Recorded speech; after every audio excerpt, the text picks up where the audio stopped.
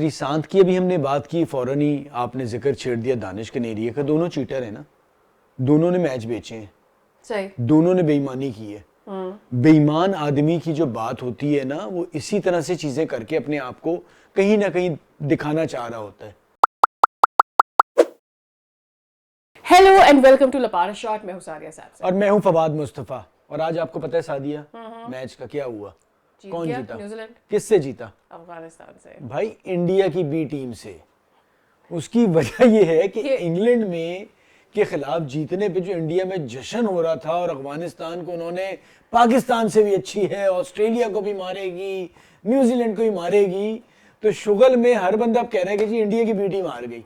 Colour भी उनकी Jersey का वैसा ही है। तो भाई इतना को मोहब्बतें, और अफगानिस्तान से जो जितने फॉर्मर क्रिकेटर्स को इंडिया के और एनालिस्ट जो बैठे हुए थे ना, जहाँ ले गए थे अफगानिस्तान को, यूं करके नीचे गए। वो भाई ऐसी टीम है ये, ठीक है, एक आध बार सरप्राइज हो जाता है, हो गया। अब अगर अगली टीम बहुत ही बुरा खेले अलग बात है, क्योंकि देखिए नजर आ रहा था जिस तरह से कैचेस वो छोड़ रहे थे, लग रहा था कि भाई 3 मैच 20 ओवर वाली के तो अगले 10 मैच हो गए, क्योंकि 50-50 ओवर के 3 मैच खेल लिए। समझदार टीम होगी ना। साउथ अफ्रीका कल वाले मैच में, अपने मैच में अगर पैनिक नहीं करती against Netherlands, they were doing good. कोई भी थोड़ी सी भी समझदारी से गेम खेलने वाली कोई भी टीम होगी, बड़ी तो टीम, वो बिल्कुल। कोई भी बड़ी टीम होगी तो वो इस तरह का अपसेट नहीं होने देगी। मैच क्लोज तो शायद हो जाए, लेकिन अपसेट नहीं होगा। आप इस तरह से जब टीमों से, नीचे के दर्जे की टीमों से हारते हैं, उसमें सिर्फ और सिर्फ आपको ये खौफ होता है हार ना जाए। इसलिए आप जो पैनिक वाली बात करें, इसी वजह से आप हारते हैं। वो सुकून से थे, थोड़े आउट हुए, उसके बाद फिर कैचेस भी माशाल्लाह से अफगानिस्तान जितने छोड़ सकता था उन्होंने प्रेशर शिफ्ट किया बेसिकली। सादिया, फिटनेस का बड़ा इशू आता है, ठीक है। एक तो ये रेगुलर इतनी क्रिकेट एक साथ नहीं खेलते 50 ओवर की, T20 अब जब वो खेलते जा रहे हैं ना, तो प्रॉब्लम आएगी, क्योंकि आपकी भी फिटनेस के वैसी मसाइल हैं जैसे हमारी प्यारी टीम के हैं। तो उसी किस्म की सूरत हाल है। तो आज वही हुआ, ऐसे ऐसे आसान कैचेस छोड़े हैं, लेकिन न्यूजीलैंड बगैर विलियमसन के इतना अच्छा कर रही है कि अब 2 फेवरेट्स हैं। केन विलियमसन ने तो खेला भी एक ही मैच, तो मुझे ऐसा लग रहा है कि वो उनके बगैर चल पड़े हैं और अच्छा ही कर रहे हैं उनके बगैर। दे ऑब्वियसली उनके आने से फर्क पड़ेगा, बट उनके जाने से दिल मैनेज वेल, ये वाला सीन हो गया उनका। नहीं देखिए, वो बात तो आप सही कह रही हैं, बट अब मुझे अभी तक जो 2 टीमें सही मायनों में नजर आ रही हैं, जिसने हर किस्म की टीमों के अगेंस्ट खेल लिया है 4 मैचों के बाद, इंडिया न्यूजीलैंड, 2 टीमें इस वक्त फेवरेट खड़ी हैं, जिन्होंने हर किस्म का इम्तिहान एक तरह से पास की है। आगे और मैचेस भी होने, लेकिन कम से कम टॉप 4 में जाने के लिए तैयार है। बिल्कुल इंडिया न्यूजीलैंड की बात अलग है कि न्यूजीलैंड तैयार है, और बाकी टीमें जो है ना, मुझे लग रहा है आपस में मुकाबले करेंगी। As far as Pakistan, Australia, South Africa, ये इन टीमों को देखना होगा। इंग्लैंड कि अगले मैचेस में आप किस तरह से परफॉर्म करते हैं, तो फिर ही डिसाइड हो पाएगा। बट वो जो वाइल्ड कार्ड एंट्री वाला जिक्र हो रहा है बार बार, do you think it's going to happen? ज्यादा लग रहा है, ऐसा नहीं हो रहा। और टर्निंग पॉइंट की तरफ जाते हैं और सुनते हैं कि आदिल क्या कहते हैं।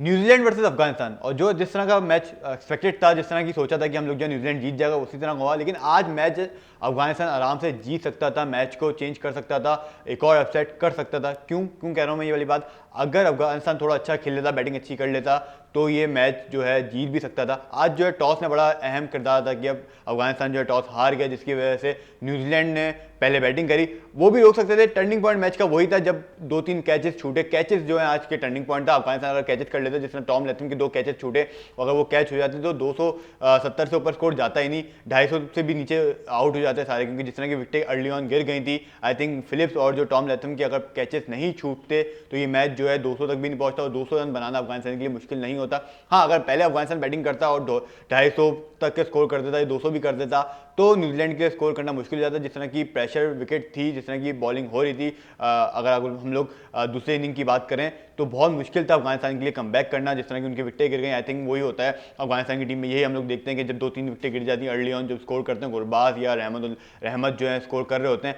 अगर वो आउट हो जाए तो मैच में जो है एक खासा मुश्किलात हो जाती हैं अफगानिस्तान को। आज हमने वही देखा। अगर ये स्कोर 200 तक होता या 220 तक होता, तो अफगानिस्तान के लिए मैच जीतना आसान हो जाता। अच्छा, एक तो ये वाली बात हो रही है कि जी पाकिस्तान अच्छा नहीं खेल रहा, हम भी कह रहे हैं अच्छा नहीं खेल रहा, हमें भी ये उम्मीद है, एक मैच में ही बुरा किया है, कुछ प्लेयर के चेंजेस भी हम एक्सपेक्ट करें, अगले शो में डिस्कस करेंगे। लेकिन जो श्रीशांत बात कर रहे हैं कि जी हमारी तो जो सी टीम है वो भी पाकिस्तान को हरा देगी, ठीक है, और पाकिस्तान जो है तैयारी पकड़ ले क्योंकि हमारी तो नॉन प्लेइंग 11 जो है IPL की वो भी हरा सकती है पाकिस्तान को। तो जी वो आप भी डरे है। तो होंगे जरूर के नहीं बाद देखिए, बहुत मुश्किल हो गया बिल्कुल पाकिस्तान वो का फ्यूचर। श्रीशांत जो क्या बात कर रहे हैं, और मतलब किस तरह से अगर वो थोड़ा सा अपने मुल्क के बारे में सोच लेते जब उन्होंने अपने मुल्क को बेचा था तो ज़रा बेहतर होता। तब हो यही रहा है कि वो इस किस्म की बातें करके, हमारा प्रॉब्लम ये है कि जब हम चोरी चकारी कर लेते हैं ना, हम चीट कर लेते हैं, तो हम इस किस्म की बातें करके लोगों को कम से कम कोशिश करते हैं कि वो भूल जाएं जो कुछ हमने किया है। तो उससे कोई भूलेगा नहीं जो आप काम कर गए हैं ना, और आप ये बोंगियां मारेंगे तो और बुरा होगा। इससे बेहतर ये है कि आप अकल की कोई बात करें, अच्छा, जिसकी मुझे उम्मीद नहीं है आपसे। बहुत बहुत ज्यादा एक और अकलमंद भी है हमारे पास, दिनेश कनेरिया साहब भी, वो भी बड़ा कमेंट कर रहे हैं। अभी पास्ट रिसेंट में ही हैड बीन वेरी एक्टिव। मेरे ख्याल में वर्ल्ड कप वो इवेंट होता है जिसमें आप जो भी क्रिकेट रिलेटेड बात करेंगे वो ट्रेंड कर जाएगी, तो may be that is one of the reasons. अब वो ये कह रहे हैं कि जी ज़ैनब अब्बास की जो उसने इंडिया हेट मैसेजेस किए, जिसकी हम बड़ी मुखालफत भी की हम दोनों ने बैठ के यहाँ पर, उसके पीछे कौन था। फिर वो कह रहे हैं कि जी रिजवान ने जो गाज़ा को सपोर्ट के लिए और नमाज वाली जो बात थी उसके पीछे कौन था। आई मीन इस तरह की बातें करने वाली हैं। मतलब आप क्या कहना चाहें? ऑल्दो हम तो ये गुस्सा कर रहे थे कि PCB ने टू लेट कर दिया एक्शन लेने में, ये जो बात कर रहे हैं मेरी समझ में नहीं आ रही। अच्छा, मैं देखिए श्रीशांत की अभी हमने बात की, फौरन ही आपने जिक्र छेड़ दिया दानिश कनेरिया का। दोनों चीटर है ना, दोनों ने मैच बेचे हैं, सही, दोनों ने बेईमानी की है। बेईमान आदमी की जो बात होती है ना, वो इसी तरह से चीजें करके अपने आप को कहीं ना कहीं दिखाना चाह रहा होता है।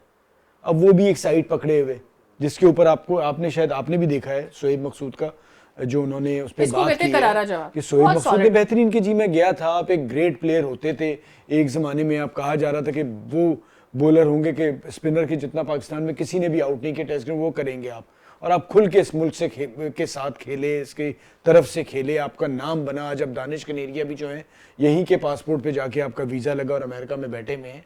तो आप ठीक है, आप क्रिटिसाइज तो मैं और आप भी कर रहे हैं ना, क्या नहीं PCB को बोलते, क्या कुछ नहीं करते। ये बोला है कि आपको पाकिस्तान के नाम पे वीजा मिल गया, वरना आपको अमेरिका का वीजा भी कैसे मिलता? बिल्कुल नहीं मिलता ना, वो नहीं मिलता। और आप ये जो बातें कर रहे हैं, आपको ये तसव्वुर नहीं है कि आप मतलब इतने घटिया हो गए। पहले आप मैच फिक्सिंग के मामले पर डिनाई करते रहे कि जी मैंने नहीं की, फिर आपको सजा हो गई, सजा होने के बाद आप जाके बैठ गए एक इंटरव्यू पर, जिसके बाद में लोग जिसके बारे में एलिजिडली क्लेम करने लगे कि जी आपने पैसे देकर वो इंटरव्यू लिया है। फिर आप जाके अमेरिका में बैठ गए, अमेरिका से कोई आपका क्रिकेट रिलेटेड काम समझ में नहीं आ रहा था, अब आके आप अपनी ही टीम के अगेंस्ट, पाकिस्तान ने तो आपको कुछ नहीं ना नुकसान दिया अगर आपने मैच फिक्स किया था। इन्हीं के लिए बोर्ड के आगे मेरे साथ और कुछ जर्नलिस्ट हम सारे जलील हुए।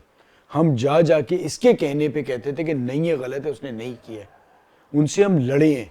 That time I used to work for a sports channel, और वहाँ पर बैठे हुए बीपर्स जब हम लेते हैं फ़ोन पे बात करते हैं, I remember going all out उस वक्त के PCB के कॉरेस्पॉन्डेंट थे उनसे कि इट इज़ अनबिलीवेबल कि वो ये कर सकता है। इट इज़ PCB को हर जगह पर जाके अपने प्लेयर को ओन करना चाहिए, फाइट करना चाहिए, ये करना चाहिए, वो करना चाहिए। उसके बाद ये हमारा स्टांस था। हम सबके साथ भी धोखा किया, उन्होंने झूठ बोला, जिस चीज से ये रोजी कमाते थे उसके साथ झूठ बोला, चीटिंग की, और सारी जिंदगी जो कुछ भी कर लें, जितना ये करेंगे उतनी ये बात उछलेगी।